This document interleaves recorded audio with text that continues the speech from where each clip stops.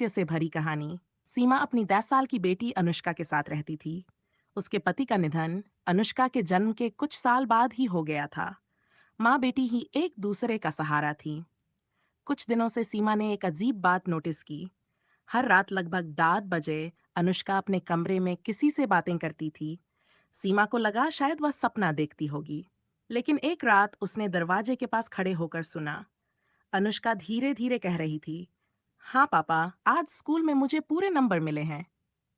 हाँ पापा, मैं मम्मी का ध्यान रखती हूँ। सीमा के पैरों तले जमीन खिसक गई। अनुष्का तो अपने दिवंगत पिता से बात कर रही थी। अगली सुबह सीमा ने पूछा, बेटा तुम रात को किससे बात कर रही थी? अनुष्का मुस्कुराकर बोली, पापा से।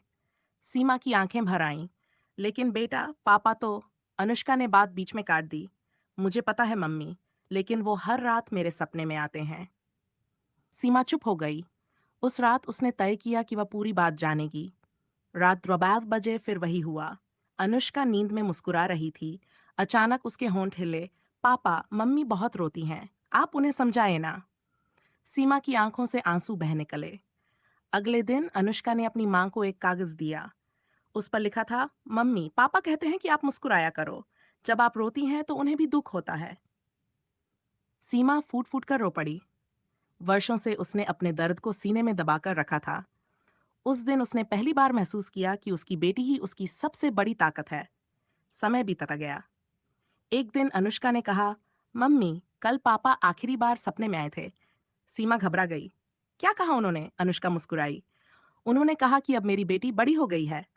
अब उसे मेरी नहीं, अपनी मम्मी की जरूरत है। ये सुनकर सीमा ने बेटी को कसकर गले लगा लिया।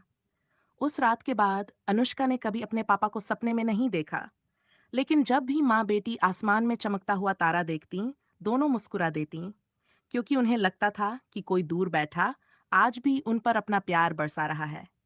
सीख, जो लोग हमें सच्चे दिल से प्यार करते हैं, वे भले ही हमारे पास न हों, लेकिन उनकी यादें और सीख हमेशा हमारे साथ रहती हैं।